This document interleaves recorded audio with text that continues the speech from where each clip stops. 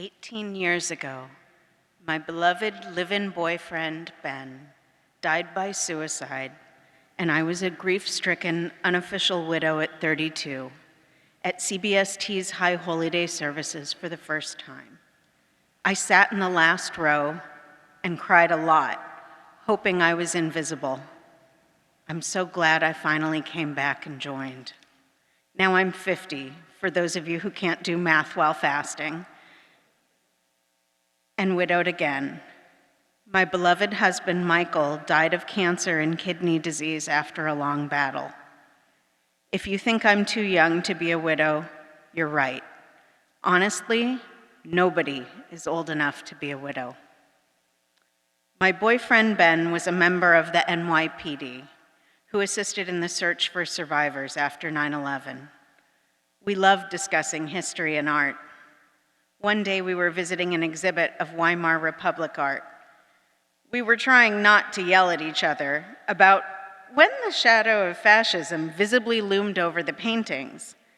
I'm not even sure which one of us advocated for when, but I do remember other museum visitors politely backing away from our intensity. Several years later, following Ben's suicide and multiple grief counselors and suicide survivor support groups, I fell for Michael. He was so funny and sweet, and he loved me with all my messy grief. He was an IT hardware specialist who described himself as a laptop guy. He told me on our second date that he had cancer, but it was in remission, and he was enthusiastic to be alive. I'm going to share one of my favorite Michael stories so you'll understand his magic. Michael insisted I had to go to Disney World, so we did, and the best time happened on a shuttle bus on the way back to our hotel one rainy evening. Everyone on the big bus going to the budget hotels was in a bad mood.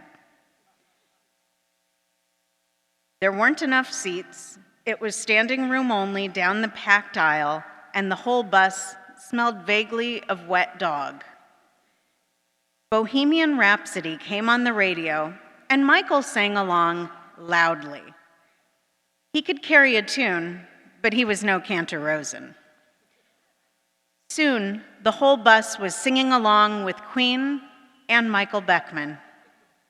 When we arrived at our hotel, the whole bus erupted in applause, and all the men got off to bro hug, backslap, and high-five Michael. One young guy said, "You're so lucky to be with the coolest guy ever." True. Michael really wanted to get married. I thought it was unnecessary. I kept saying, "Let's just be happily shacked up the good old-fashioned way." He said it mattered to him, and when someone is in the hospital, it makes a big difference if you're a wife, not a girlfriend. We were waiting for the F train to go to the San Gennaro Festival, and I agreed, as long as there was no white dress, no guests, and no announcement ahead of time. We eloped at Queensboro Hall on the anniversary of our meeting. Michael felt strongly that someone should wear white. I said, "If someone should wear white, you do it." I wore a second-hand red cocktail dress, and he wore a button-down shirt with his white jeans. The day before the wedding, I took my friend Sarah Jenny to lunch, swore her to secrecy, told her I was getting married, and asked her to be our witness. She brought flowers, her husband's fancy camera, and a real sense of joyousness. Waiting in line at the city clerk's to get hitched, I asked her if I was doing the right thing, marrying Michael, and she said she thought so, and if not, we could always get divorced. Michael, Sarah Jenny, and I took the bus from Queensboro Hall to our wedding reception of breakfast for 3 at the T-Bone Diner. Before Michael and I called our immediate families, posted on Facebook, and then headed upstate for our honeymoon. I was so nervous the night before our wedding that I read the last 100 pages of my novel for book club, got up the day of our wedding, jogged to the library, returned the book, paid my bills, etc. Because when I'm freaked out, life becomes a to-do list for me to conquer. I packed up my mending stuff and spent the drive to our honeymoon trying to stay calm by sewing holes, reattaching buttons, and lining the torn pockets of Michael's old jeans with fleece. Michael claimed not to be nervous, but when we arrived at our honeymoon bed and breakfast, he found that he'd packed 3 deodorants and no underwear. It made me relax a bit that he'd had jitters too, and we laughed and had a happy, magical honeymoon. Fast forward through a couple of fun, wonderful years. We bought an apartment together, and then we found out that the cancer that was supposed to be gone if it didn't metastasize in 5 years instead returned in 8 years. Michael turned the online messaging platform we used to send health updates into his blog. I'm so grateful to have his record of that time. Michael's hopefulness never faltered. He talked endlessly about how this was gonna suck, but the folks at Sloan Kettering were the best, and he'd be okay. For once in my life, I didn't ask too many questions. I just wanted to live in our happy bubble forever. Michael described his doctors playing whack-a-mole with his cancer, and it worked pretty well for a while, but by 2024, we were living part-time at Sloan Kettering. Michael and I stubbornly hung on to hope, tooth, nail, claw, any way we could. Rabbi Yael Werber visited during one painful 18-day stay at the hospital, and the first time she came, I was so exhausted that I didn't recognize her, even though she led the Zoom Shiva for my grandmother. Michael, a committed atheist, spoke with Rabbi Werber alone. Cooperberg Rittmaster rabbinical intern Alana Krivo-Kaufman visited us at 2 different hospitals, and Michael also spoke with her privately. My mother started flying out from California intermittently, and I started praying that my physical and emotional strength wouldn't give out. I was jogging twice as fast as I used to, I was eating out of control, and I was losing all sense of proportion. My boss let me work completely remotely, which I did at home, at Sloan Kettering, at Forest Hills Hospital, at the dialysis center, and anywhere else I could put my laptop during those days. In his last posting on October 26, 2024, Michael wrote, "So, where do we stand? This week is rather busy.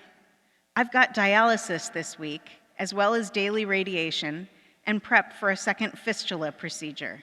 It's a lot, I mean a lot of activity in such a short period of time. And folks, I'm tired. I'm going to get through this, and hopefully it's going to get us through. Just mixing all this with a lot of sleep. Wish me luck, folks."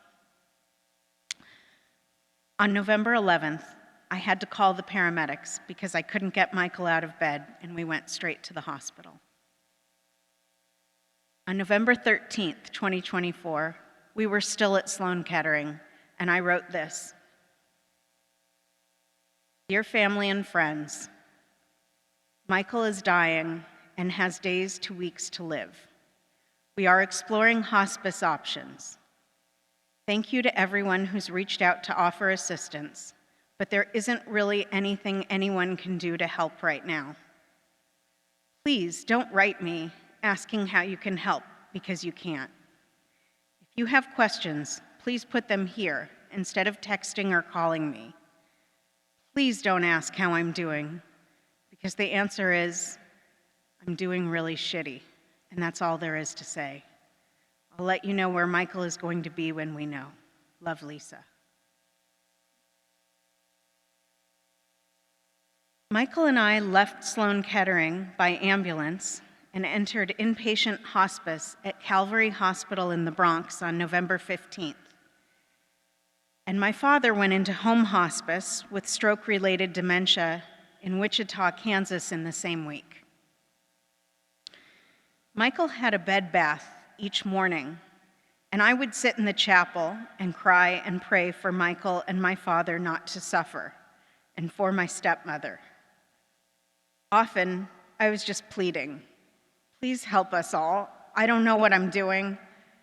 I don't know how to do any of this. Then I'd go back and pretend I knew what I was doing.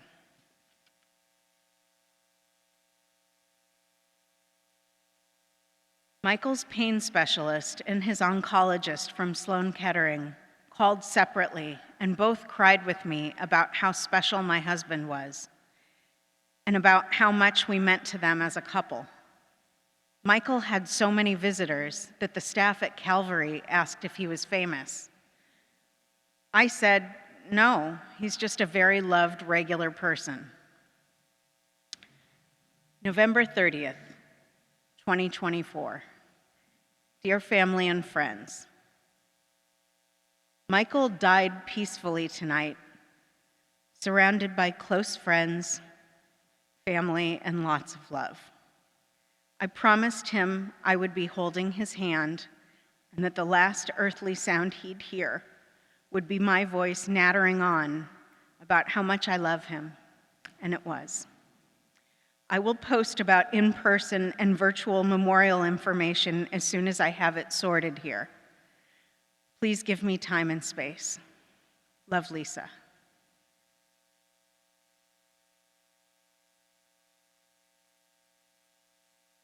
I am the luckiest unlucky person, as Michael often said. I have been in love with two amazing men who both loved me back. Now, nearly a year after Michael's death, I'm trying to put my life back together again. I am so lucky to have a strong support system.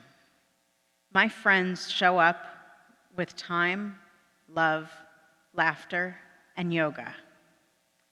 My workplace provided Michael with crucial supplemental health insurance and let me stay with him, no questions asked, and my boss visited us twice in hospice. My mother came from California while we were in hospice and visited us every day. Michael's friends were always there, including several ex-girlfriends, and they still keep in touch. My sister and I visited my father twice together, and she was with him and our stepmother when he died on June 12th. The clergy team at CBST showed up for me when I asked, and more importantly, when I was too bereft to form a question. They ushered me through Zoom Shivas for Michael and my dad, bringing mourners together across the distance in time and cyberspace. I have a Chesed buddy, another congregant who calls me weekly, and I'm so grateful for her funny, caring calls. People continue to be kind when I'm crying during services at CBST and at other inexplicable moments when the grief takes over. I appreciate so much the acknowledgement of my losses and the warmth of Rabbi Gesson Klein, who's a great hugger, and the whole clergy team. I was surprised when Rabbi Klein asked me to speak to you today. But when Moses calls you and says, "Hey, Lise, want to speak to the Israelites on Yom Kippur?" you say yes, because what an honor. I'm so grateful to have the opportunity to share some of my sorrows with you, and I consider it another blessing from this community. Yizkor is a sacred moment to remember the people we have loved and lost, and to keep them close by carrying their values forward in our lives. One of the most powerful ways we do that is through action, such as by supporting CBST, so that this community remains strong for all who need it. If you have already made a gift this high holiday season, thank you. If not, I invite you to honor the memories of your loved ones now by getting a pledge card, either in the back of the room from one of the ushers, using the QR code on the back of your booklet, or you can just text CBST to 44321. If anybody needed that again, 44321. My mom said I should end on hope, so here is my hope. I created a mantra to soothe Michael, and it soothes me too. You are safe, you are loved, and you are not alone. If you like, you can say it with me, because it is true for all of us. You are safe, you are loved, and you are not alone. Thank you.